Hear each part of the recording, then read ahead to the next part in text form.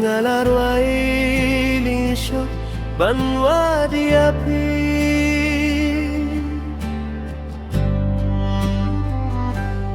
ngalarwa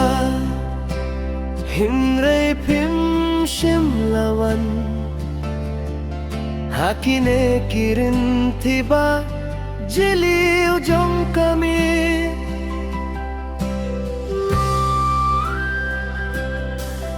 nga klem shimlayo tia ngalarwat namar ki jingken mau jong pi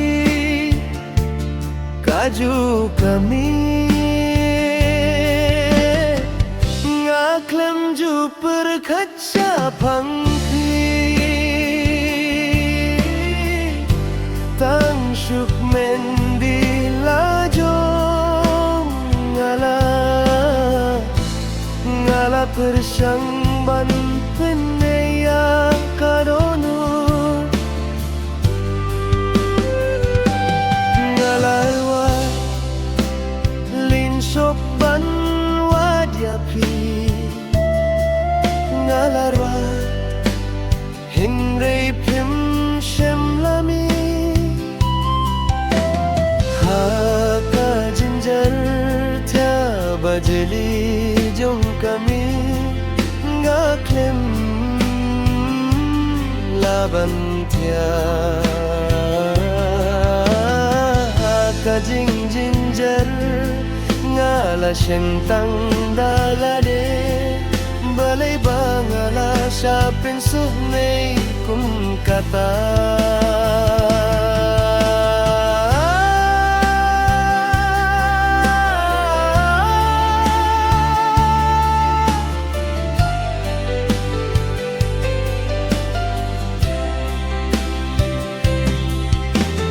haka jinjar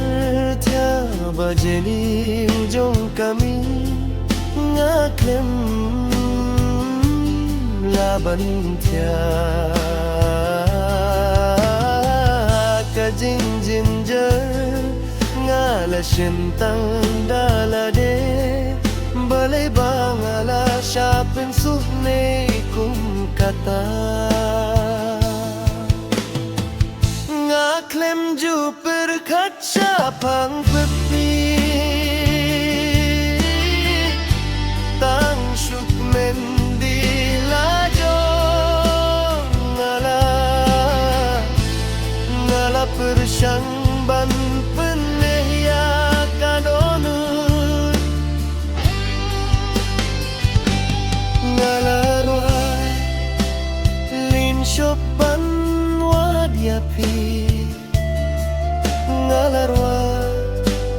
hinray pim shimlawan kikwa jongatang banyo yapi kibanga kwa baro kila sahtang kum kikwa jongatang banyo yapi kibanga kwa baro kisah kang kijing kwa ngaklem juye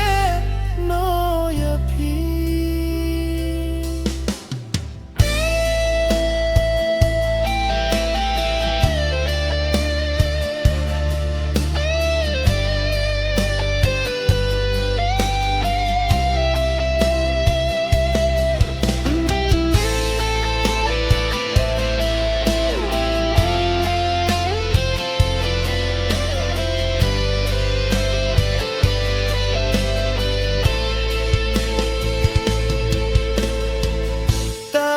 syuk mendi lajong gala penne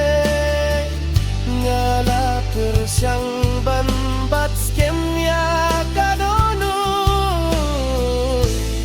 ngala roilin shop ban wadiapi ngala roy hindi pin shem lawan hakine kimi bajili